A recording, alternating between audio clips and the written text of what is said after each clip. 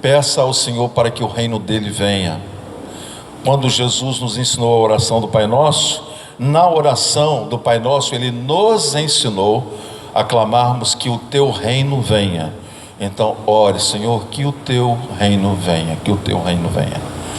O reino do Senhor vindo sobre a nossa nação, nós estaremos literalmente num paraíso.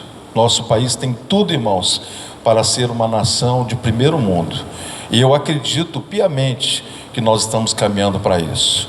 Longe de todo negativismo, nós temos compartilhado aqui com os irmãos que o controle da história desse mundo está nas mãos do Senhor. Mas nós vamos fazer a nossa parte, lembrando-nos que Deus não vai para a urna. Quem vai para a urna é você e eu. O Senhor Deus, ele não vai descer do céu e vai votar no seu lugar. E essa parte, essa responsabilidade é minha e é sua. Então faça bom uso do seu voto. Isaías capítulo 61, nós vamos ler a partir do verso 1, os primeiros 3 versículos. Há 3 domingos atrás eu preguei esse mesmo texto e hoje nós vamos dar continuidade à meditação desse texto da palavra de Deus. Quero dar as boas-vindas a todos os irmãos e amigos que estão aqui conosco, nos visitando. O desejo da igreja é que você seja abençoado e que você retorne mais vezes. Isaías 61. Assim nos diz a palavra do Senhor, os primeiros 3 versos. O Espírito do Senhor Deus está sobre mim, porque o Senhor me ungiu para pregar boas novas aos quebrantados, enviou-me a curar os quebrantados de coração, a proclamar libertação aos cativos e a pôr em liberdade os algemados e a apregoar o ano aceitável do Senhor e o dia da vingança do nosso Deus, a consolar todos os que choram. Agora vamos ler juntos o verso 3 ali no Data Show. E a pôr sobre os que em Sião estão de luto uma coroa em vez de cinzas, óleo de alegria em vez de pranto, vestes de louvor em veste de espírito angustiado, a fim de que se chamem carvalhos de justiça, plantados pelo Senhor para a sua glória. E o Senhor Deus nos plantou nesse mundo para que através da nossa existência o Senhor Jesus fosse glorificado. Ele tem sido glorificado na sua vida. A sua existência tem trazido uma admiração do céu. Puxa, olha como ele é fiel. Puxa, olha como ela é fiel.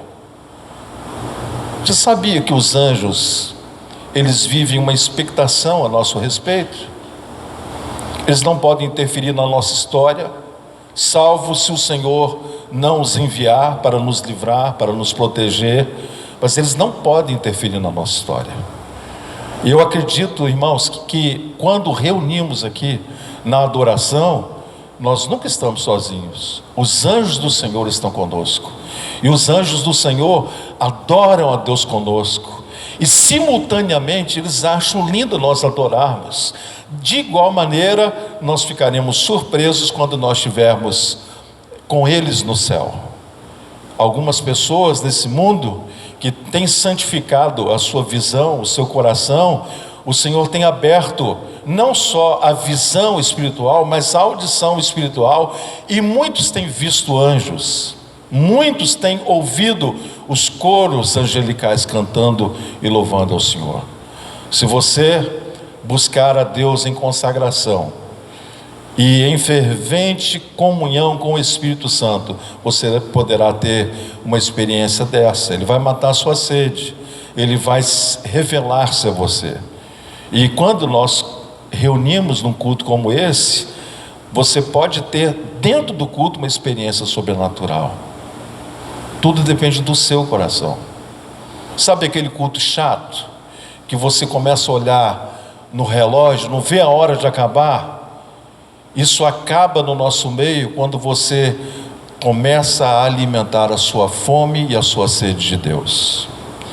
Na medida em que nós vamos tendo fome e sede de Deus, e nós vamos caçando Deus literalmente, Ele tem prazer de ser achado pelos seus. E nós vimos na lição, na mensagem que eu preguei anterior, quando esse texto que nós acabamos de ler, foi entregue nas mãos do Senhor Jesus e foi dado a Ele a honra de ler o texto que estava nesse capítulo, na sinagoga no dia de sábado. Então ele cobriu a sua cabeça e abriu o rolo do profeta Isaías e autoproclamou esta palavra de salvação: o Espírito do Senhor está sobre mim. Depois ele conclui dizendo: hoje cumpriu-se esta profecia. Ele estava dizendo acerca dele mesmo.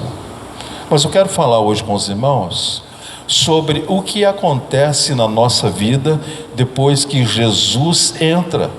Eu sei que a maior parte de nós aqui já tivemos essa experiência, mas eu quero lembrar a você alguns aspectos da experiência que nós não nos damos conta.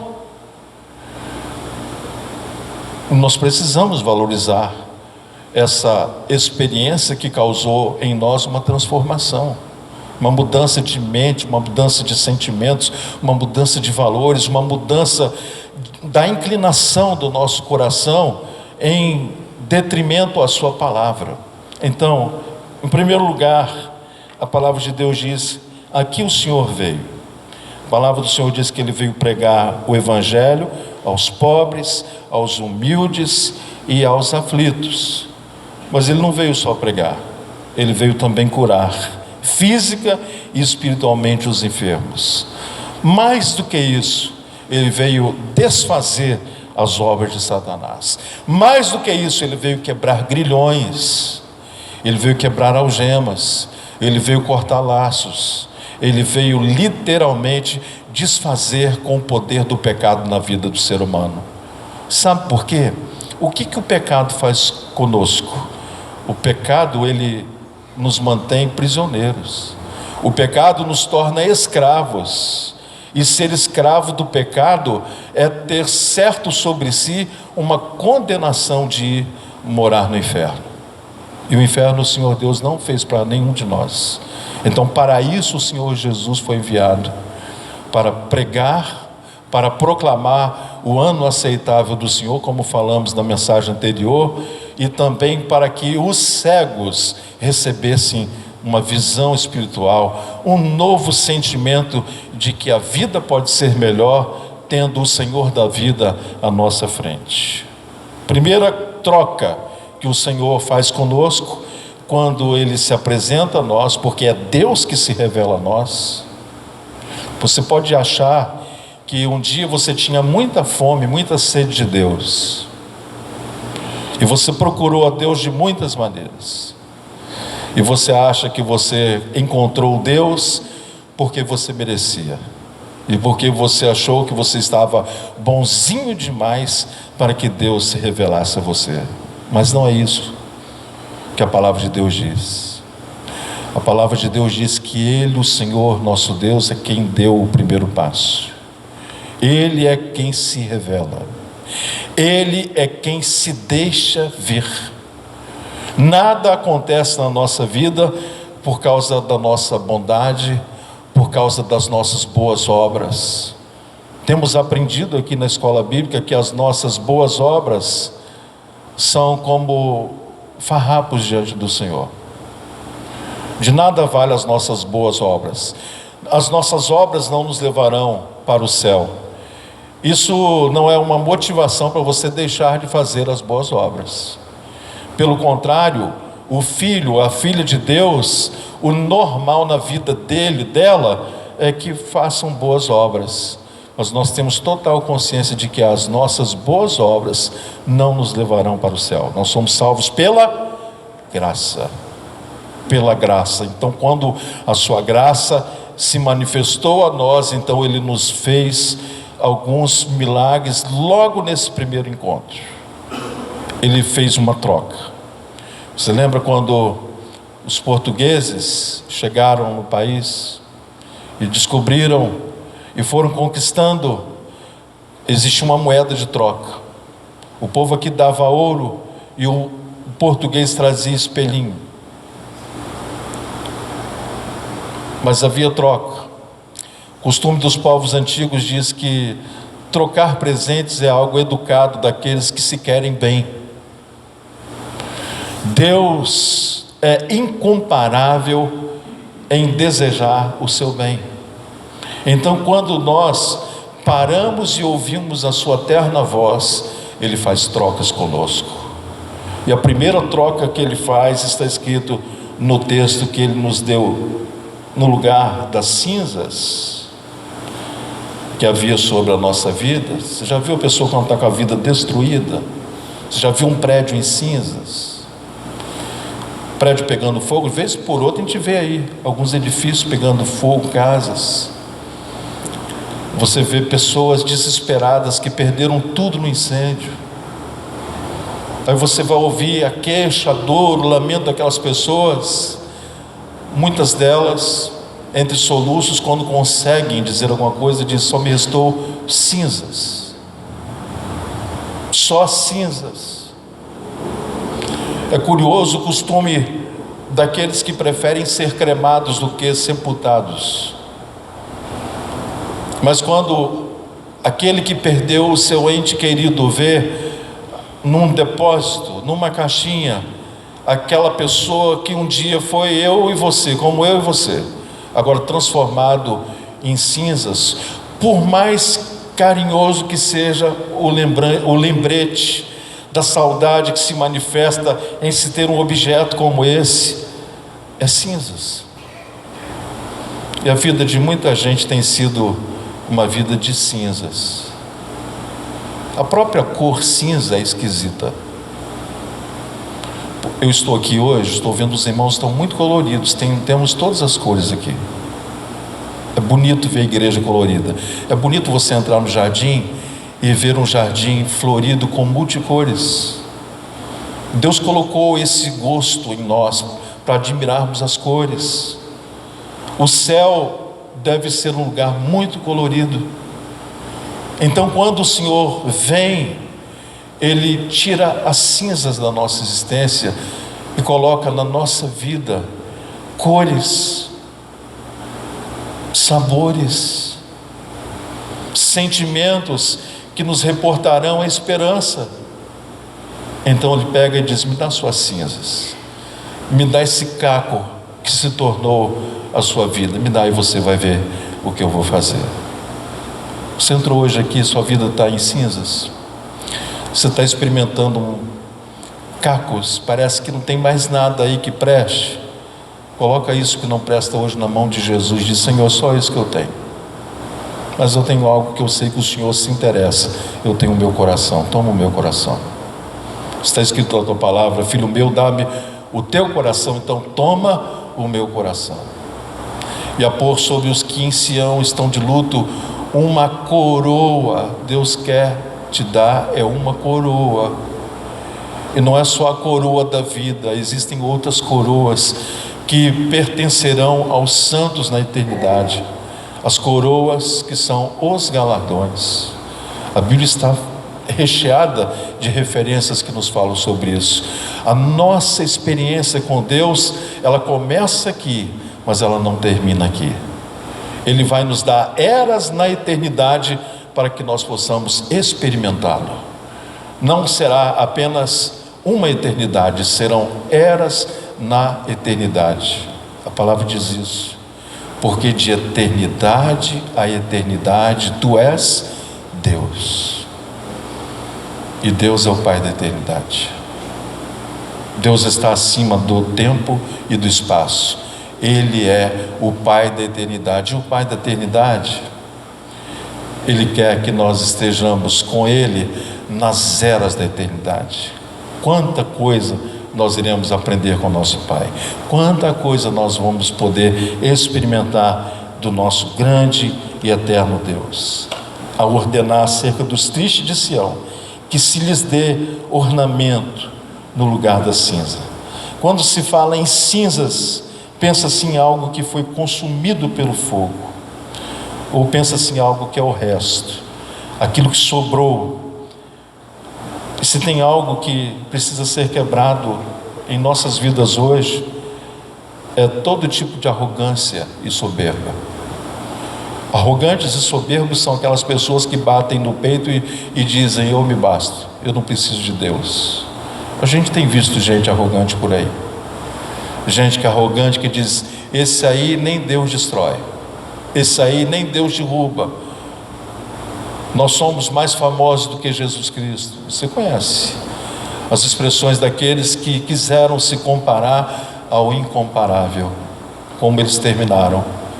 Deus abomina a soberba, Deus humilha o soberbo, mas Deus exalta o humilde, é o que nos diz a palavra do Senhor.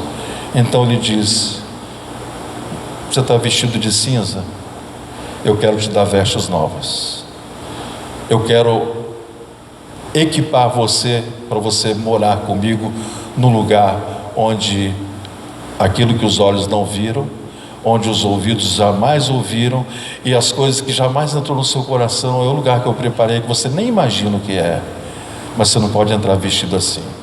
Me dá essas cinzas. Ele está pedindo as suas cinzas hoje, o resto que sobrou em você, dá para Ele hoje. É dor, é lágrima, é angústia, porque o texto nos fala de angústia, porque Deus resiste aos soberbos, mas dá graça aos humildes. Um dos costumes no Antigo Testamento é quando a pessoa estava passando por uma senda, por um problema terrível, ela fazia o quê? Ela jogava cinza sobre a sua cabeça. Isso era um sinal de humilhação, era um sinal de que ela estava no fundo do poço, e era um sinal, especialmente nos tempos bíblicos, daqueles que queriam dizer com esse gesto: só Deus para me socorrer, só Deus para trazer alegria novamente à minha existência. Você se lembra de Jó? Quando ele teve todas as perdas que nós conhecemos, ele se cobriu de cinzas. Deus não quer que você se cubra de cinzas. Você não precisa permitir que a sua dor seja exposta para atrair a atenção de Deus. Você atrai a sua atenção, a atenção de Deus, quando você se vê totalmente na mão dele, dizendo: Senhor, eu não consigo, Senhor, eu preciso de ti, eu não consigo, me ajuda. O arrogante não pede ajuda, o orgulhoso não quer ser ajudado, mas o humilde pede ajuda. Coloca a cinza hoje na mão do Senhor e você vai ver o que Ele vai fazer. Ele vai trocar as cinzas e vai ornamentar você. O que é ornamentar? Embelezar. Ele vai arrancar o choro e vai colocar alegria. É o que nos diz a palavra do Senhor. Mas diz também, meus irmãos, que quando nós entregamos para Ele a nossa tristeza, Ele nos dá, não é simplesmente alegria, Ele nos dá o óleo da alegria. O que o óleo na Bíblia diz? A Bíblia fala que o óleo é uma representação do Espírito Santo. O óleo também é uma representação da unção de Deus. A unção de Deus sobre nós, ela vai gerar uma alegria que será espanto para as pessoas aí fora. Então, quando Isaías diz: o Espírito do Senhor está sobre mim, apontando para a vinda de Jesus, aquele cujo qual o Espírito estaria de fato repousando, ele estava apontando: olha, daqui a 500 anos o mensageiro do céu chegará, ele vai fazer isso, ele vai pregar, ele vai curar, ele vai libertar, ele vai ensinar, ele vai tornar livres os homens, ele vai pegar o que não presta nos homens e vai fazer uma troca com os homens. Ele vai trazer um novo significado da existência daqueles que o receberem. Ele vai enxugar dos olhos toda a lágrima. E não é só no céu. Esse processo já começa aqui. Esse processo da libertação já começa aqui com alegria.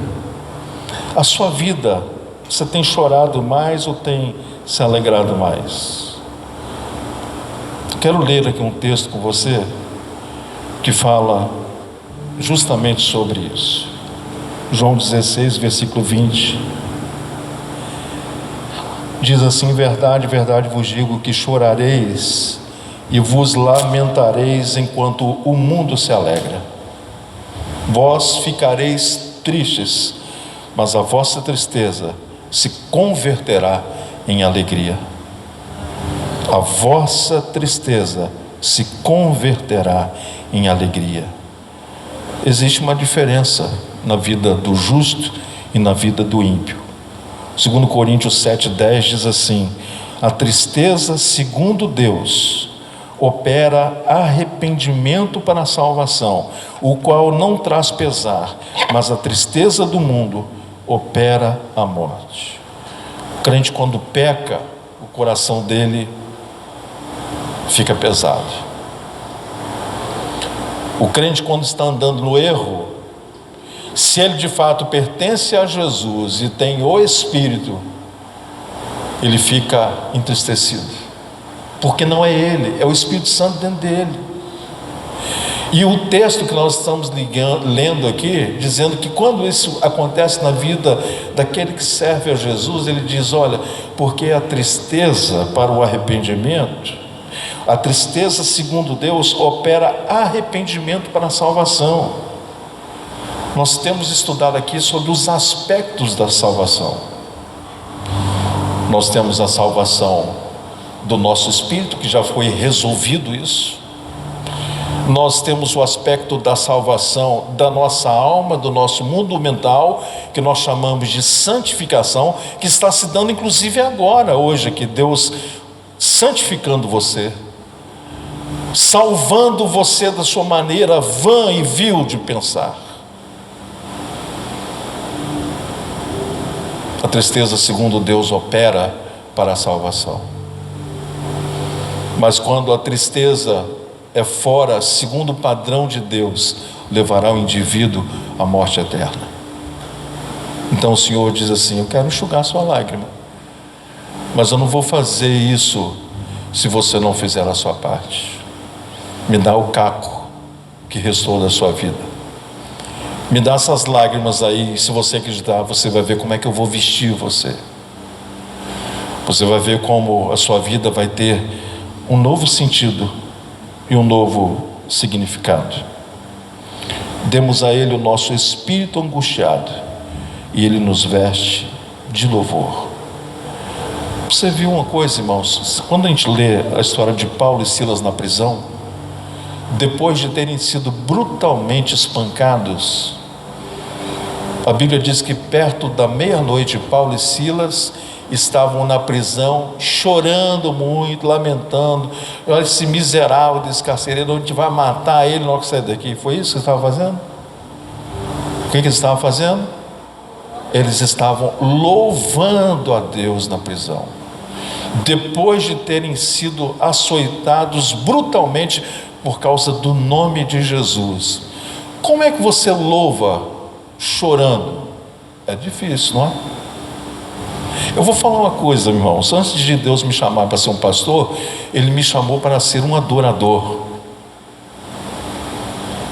Por isso, enquanto eu existir, eu não abandono a minha guitarra. Enquanto eu tiver condição, os médicos disseram: vai ser difícil esse asmático cantar. Ah, irmão, vai rouco mesmo, eu canto louvo. Sabe por quê? Eu tenho entendido pela fé como Deus tem sido bom na minha vida, como Ele tem trazido sentido e renovo a cada amanhecer na minha vida, na minha existência. E eu fico olhando, irmãos, como é triste na hora do louvor aqui, da adoração, as pessoas não se envolverem. Você sabe qual parte do culto na igreja que acontece milagre? É logo no começo, é na hora da adoração. Ah, se tivéssemos olhos espirituais para verem os anjos correndo entre nós e tocando órgãos doentes entre nós, na hora do louvor. É a hora que o pai diz assim: olha lá, meu filho está me louvando com essa doença terrível, olha lá o meu filho me louvando com esse problema terrível. É a hora que acontecem os milagres e a gente perde a oportunidade.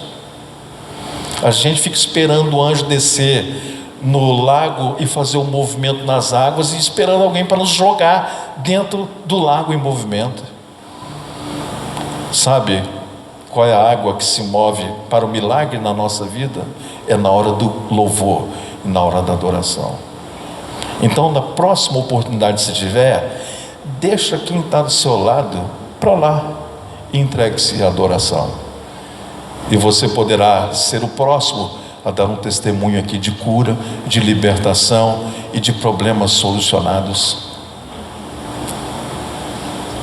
E a pôr sobre os que em Sião estão de luto uma coroa em vez de cinzas, óleo de alegria em vez de pranto, veste de louvor em vez de espírito angustiado. Mas você prefere ficar com o espírito angustiado? Ficar lambendo a sua própria ferida? Tem gente que vive e tem um prazer mórbido de ficar gemendo e lambendo a própria ferida para atrair a atenção do outro. Não é isso que Deus tem para você. A fim de que se chamem carvalhos de justiça. É o crente firme que não é movido do seu lugar, independente da situação que ele está passando.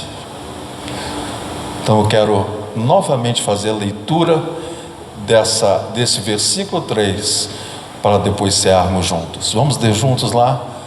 E a pôr sobre os que em Sião estão de luto uma coroa em vez de cinzas, óleo de alegria em vez de pranto, vestes de louvor em vez de espírito angustiado, a fim de que se chamem carvalhos de justiça, plantados pelo Senhor para a sua glória. Amém e amém. Moisés vai estar tocando um hino aqui no piano. Eu convido você para que recline a sua cabeça. Os irmãos que estão escalados, venham para a frente. Os irmãos que vão servir a ceia, venham para a frente. Eu queria que você, nesse momento agora, você estivesse orando ao Senhor. Eu queria que você estivesse confessando os seus pecados ao Senhor.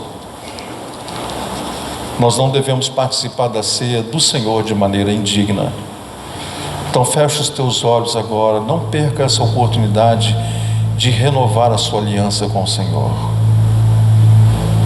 de fazer um novo pacto com o Senhor, de receber agora o perdão para o seu pecado.